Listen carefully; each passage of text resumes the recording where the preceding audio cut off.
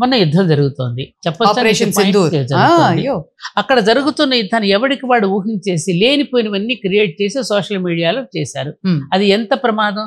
అక్కడ ఇద్దరు మహిళలు యుద్ధానికి వెళ్ళారు, వాళ్ళని గురించి ఇష్టం వచ్చినట్టు ట్రోల్ చేసేసి మాట్లాడేస్తున్నారు. అది ఎంత ప్రమాదం. రాముడు ఏమని అడిగాడు భరతుడు వచ్చినప్పుడు, రహస్య సమాలోచనలు బహిర్గతం కాకుండా జాగ్రత్త పడుతున్నావా భరతుడా అని అడుగుతాడు. మనకి రహస్య సమావేశాలు ఎప్పటికప్పుడు బహిర్గతం అయిపోతున్నాయి అక్కడ మీడియా. అది ఎంత ప్రమాదం. So confidentiality. నీకు నిజమైనటువంటి దేశభక్తి కనుక నీకు ఉంటే, నా దేశాన్ని రక్షించుకోవాలి అంటే పౌరుడిగా మన పౌరుడి యొక్క బాధ్యతను మనం గుర్తించుకుంటున్నావా తల్లి చెప్పమ్మా. అవి మాట్లాడకూడదు కదా బహిర్గతంగా మనం. అది ఎంత ప్రమాదం అక్కడ సైనికులకి సోల్జర్స్కి, వాళ్ళ ప్రాణాలకు ముప్పు తెచ్చి పెట్టడమా మన దేశభక్తి. 100% కదా మరి. అంటే ఇది ఒక సీక్రెట్ ఇన్ఫర్మేషన్ మన సోషల్ మీడియాలో పెడితే అక్కడ వాళ్ళు కూడా మన శత్రువు వాళ్ళు కూడా వింటున్నారు చూస్తున్నారు అని శత్రువులకు వెళ్ళిపోతున్నాయి కదా. అది సెన్సిటివ్. ఆల్రెడీ ఒక అమ్మాయి చేసేసింది కదా. అవును. మరి ఇవన్నీ ఏమిటి, దేశద్రోహం కాదా. ఆనాడు ఈనాడు కూడా చూడండి, మరి ఒక జపాన్ దేశం తన దేశాన్ని ఎందుకంత అభివృద్ధి చేసుకుంటోంది. ఈరోజు కూడా నేను పేపర్లో చూశాను. ఇప్పుడు ఎన్నో జరుగుతున్నాయి ఇలాంటివన్నీ కూడా చాలా ప్రమాదకరమైనటువంటి విషయాలు కదా. వీటన్నింటి పట్ల పాలనా వ్యవహారం ఎలా ఉండాలి, ఋషి మార్గం అడుగుతున్నావు కాబట్టి చెప్తున్నాను. అవును. వాల్మీకి మహర్షి, వ్యాస మహర్షి మహాభారతాన్ని కానీ, వాల్మీకి మహర్షి రామాయణాన్ని కానీ మరి ఋషులు అందించిన మార్గమే కదా. ఆ ఋషి మార్గాన్ని తప్పామా లేదా మనం. ఇలా మన శత్రువులు మన మీద దాడి చేసినప్పుడు ప్రతి ఒక్కళ్ళు బాధపడ్డారు. ప్రతి ఇంట్లో ఆ అమ్మాయి కొత్తగా పెళ్ళైన అమ్మాయి భర్తని కళ్ళ ముందే పోగొట్టుకున్నప్పుడు చూడండి, అదండి గొప్పతనం. నన్ను కూడా చంపేయమనింది. వెళ్ళి మోదీకి చెప్పి ఆనాటి ద్రౌపది సీనే కనపడింది నాకు మహాభారతంలో. ద్రౌపది నన్ను కూడా చంపేయమనింది, మోడీకి చెప్పుకోమన్నాడు. పరిపాలించే రాజు విష్ణువుతో సమానం అని మనకి శాస్త్రం లోకోక్తి కదమ్మా. మరి విష్ణుమూర్తి ఏం చేస్తాడు అప్పుడు, సుదర్శన చక్రం సంధించడా. పైగా స్త్రీ ఎత్ర నార్యస్తు పూజ్యంతే రమంతే తత్ర దేవత అని చెప్పినటువంటి భూమి ఇది. అటువంటి స్త్రీని అవమానపరిస్తే ఈ భారతదేశం ఏం చేస్తుంది. ఏం చేశాడు ఆయన, స్త్రీని అబలనుకుంటున్నారు జాగ్రత్త అని ఇద్దరు లేడీస్నే పంపించాడు ఆయన. ఇద్దరు స్త్రీలే వెళ్ళి యుద్ధం చేశారు. ఆపరేషన్ పేరు కూడా సింధూర్ అని పెట్టారు కదా. సింధూరం. ఆ సింధూర్కి ఎంత అర్థం ఉందమ్మా, ఎన్ని రకాల అర్థాలు ఉన్నాయి. ఎంత బాగుంది. ఆ కుంకుమ భరణిలో నుంచి కొంత కుంకుమ కిందకు ఒలికినట్టు చూపించాడు. ఎవరు పెట్టారు పేరు, బ్రహ్మాండంగా పెట్టారు. స్త్రీ సింధూరం అంటే పరిపూర్ణమైనటువంటి ఒక మహిళకు చిహ్నం సింధూరం, పరిపూర్ణత్వాన్ని. ఎందుకంటే పెళ్ళైన తర్వాత యువతి పాపిట్లో ఇక్కడ సింధూరం పెట్టుకుంటుంది అంటే అప్పటికి ఆ అమ్మాయి బాల్యం నుంచి పరిపూర్ణత సిద్ధించబడింది. మాతృత్వంతో మరింతగా ఆమె పరిపూర్ణ యువతి అవుతుంది. అది మన భారతీయతలో, మన దేవీ నవరాత్రుల్లో బాలా త్రిపుర సుందరి నుంచి రాజరాజేశ్వరికి చూపించే అవతారమూర్తుల్లో మనకి దర్శింపజేసేది అదే కదా. అటువంటి నా దేశపు స్త్రీని కనుక అవమానపరిస్తే ఇలా ఉంటుంది చూడు అని సమాధానం గట్టిగా చెప్పాం మనం. అంటే మన ఆపరేషన్ సింధూర్ రైట్ టైంలో రైట్ యాక్షన్ తీసుకున్నాం, బ్రహ్మాండమైన యాక్షన్ తీసుకున్నాం. ఎందుకనంటే ఈ భూమిని జయించగలగటం ఎవరికి సాధ్యం కాదమ్మా. ఎంతో మంది వచ్చి వెళ్ళారు, ఒట్టి చేతులతోనే పోయారు తప్ప ఏమీ సాధించలేకపోయారు. అటువంటి తాత్వికత, ధర్మము కణ కణంలోనూ కూడా అణువణువున కూడా నిక్షిప్తం చేసి దేవీ దేవతలు, అనేక మంది పురాణ పురుషులు, మునులు, ఋషులు జన్మించి ఇక్కడ తపస్సును ధారపోసి వెళ్ళారు. ఆ తపశ్శక్తి ఎప్పటికప్పుడు దానికి సంసిద్ధం వ్యక్తం చేసిన వాడికి తప్పకుండా మహాప్రాణం నుండి శక్తి ప్రసారం అవుతూనే ఉంటుంది. అధర్మం ఇది చేసినప్పుడల్లా కూడా మన ధర్మాన్ని ఉద్ధరించడానికి కదా మనకు రామాయణం, మహాభారతం ఇవన్నీ జరిగాయి. కరెక్ట్. అలాగని చెప్పి చూస్తూ ఊరుకోమని చెప్పలేదు, దానికి తగినట్టుగా సమాధానం చెప్పమని చెప్పి భగవద్గీత కూడా అదే చెప్పింది.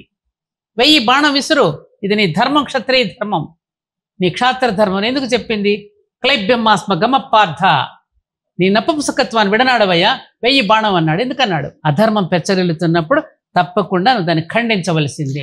ఈ ఉగ్రవాదం కానీ ఈ శత్రుత్వానికి కానీ మూల కారణం ఏంటి, దీనికి ఒక ఎండ్ అంటూ ఉండదా? ఉంటుందమ్మా. కంచి పరమాచార్య వారి పేరు విన్నావా తల్లి, చంద్రశేఖర సరస్వతి మహాస్వామి వారు. ఆయన ఎప్పుడూ ఒక మాట చెప్పేవారు, ఈ శత్రుత్వం ఇదంతా విడిపోవాలంటే ధనికమైనటువంటి, ఇప్పుడు ధనిక కుటుంబాలు పేద కుటుంబాలను ఆదుకోవాలి. ఎందుకంటే సమాజంలో సంపాదించేటువంటి చతురత కానివ్వండి, శక్తి కానివ్వండి అందరికీ ఉండదు.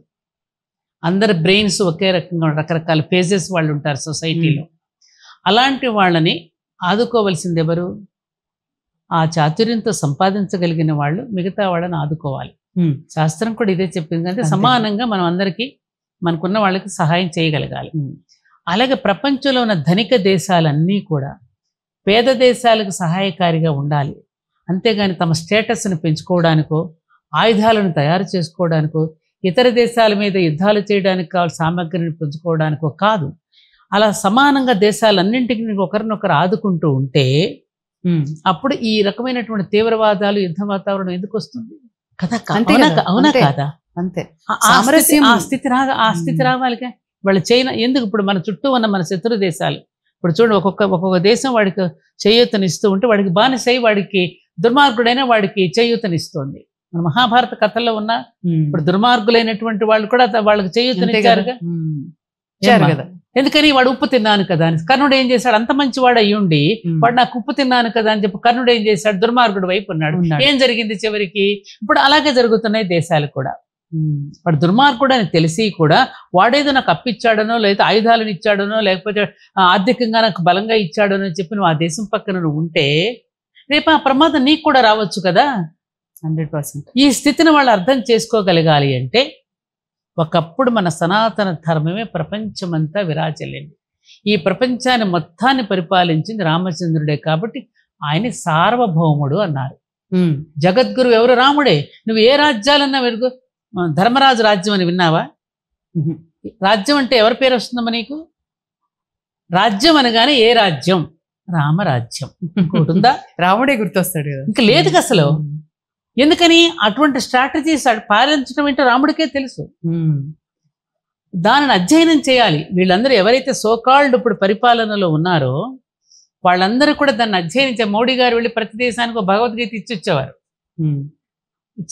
ఎవరి దగ్గరికి వెళ్ళినా వాళ్ళని కలిసి ముందు భగవద్గీత ఇచ్చి వచ్చేవారు ఆయన. ఇప్పుడు ఆ విధమైనటువంటి దీంట్లో గనక మనం స్నేహం చేసుకునే సంబంధాలు నెలకొల్పుకునేటప్పుడు ఈ పద్ధతిని కనుక అవలంబించి అందరూ కనుక ఈ రియలైజేషన్ వైపు కనుక వచ్చినట్టయితే నువ్వు అనుకున్నట్టుగా ప్రపంచం మొత్తం శాంతియుతంగా ఉంటుంది. అదేం పెద్ద కష్ట సాధ్యం కానీ అస్సలు కాదు. దానికి చూపించవలసింది అన్కండిషనల్ లవ్. అవధులు లేని ప్రేమను మనం ఎప్పుడైతే అందిస్తామో అప్పుడు తప్పకుండా ఒక్కటమ్మ నా నమ్మకం ఏంటంటే నువ్వు ప్రేమ చూపిస్తే మహమ్మదీయుడైనా నీకు దాసోహం అంటాడు. నువ్వు ప్రేమ చూస్తే ఎంత క్రైస్తవుడైనా దాసోహం అంటారు.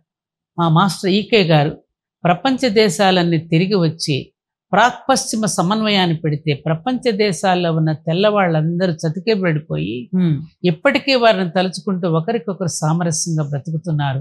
బైబిల్కి భగవద్గీతకి భాష్యం చెప్పారు ఆయన.